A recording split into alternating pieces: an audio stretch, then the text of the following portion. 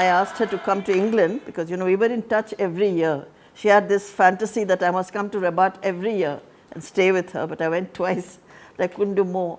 But she then told me on the phone, and I said, come to England, we'll discuss this book that she's written, Sharmil.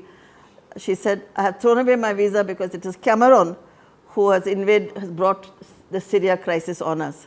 So we have to see that kind of political thing, but basically to say she threw it away. And the other thing I want to just mention to you is that she did 3 other books, no one has mentioned them. She did a book called Women in the Islamic Paradise, showing women as houris, pouring wine into the men's thing, and making a mockery of it. So when she came to India, we told her to do Women in a Hindu Paradise, and she did that also. Then we did Women in Christian Paradise, and she showed that in all 3, women were asked to serve the men, but somehow they tricked them into the other. So this is just to add to your knowledge of the books. The other 2 points that I want to make on follow-up, because we have a mission here, and that is, I do request all of you, and I hope Zenele and her group will take it forward, and also people like Achola and the others who are speaking about Zen, and that is this book called Sharmil is not to be neglected. Sharmil is about why Arab youth are going into the kind of Islamic terror that they are going into. It's an analysis by 8 academics from the Arab region, and it is about the young Muslim in that region and why he is shaken up. And I told you that the 2 shake-ups were, on the one hand, the TV channels, and the other hand, Islam and TV channels doing narcissism, and the Islam telling them. So we need to take that forward, and I don't know how. I must compliment Zenele, because when I was stuck and she was calling me every day, what have you done about it? Zenele translated it into English and sent it to me.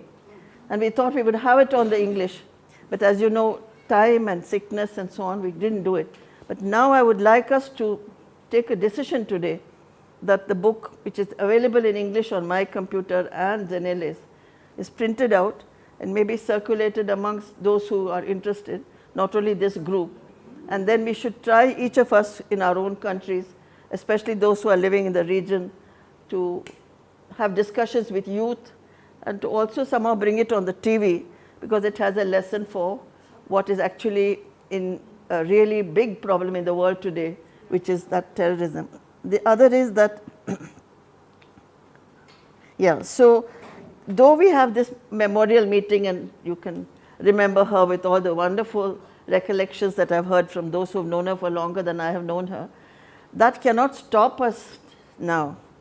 If we want to remember her, it's not enough to have this kind of memorial meeting. We have to take her mission forward.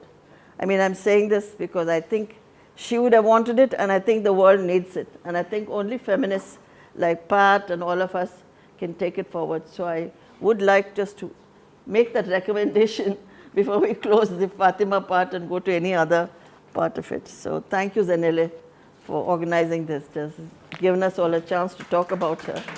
But it should not end with stories of how we knew her. It has to go to help ourselves to resolve some of the crisis that the world is facing with this conflict between the young Islamic and the rest of the world. Thank you so much.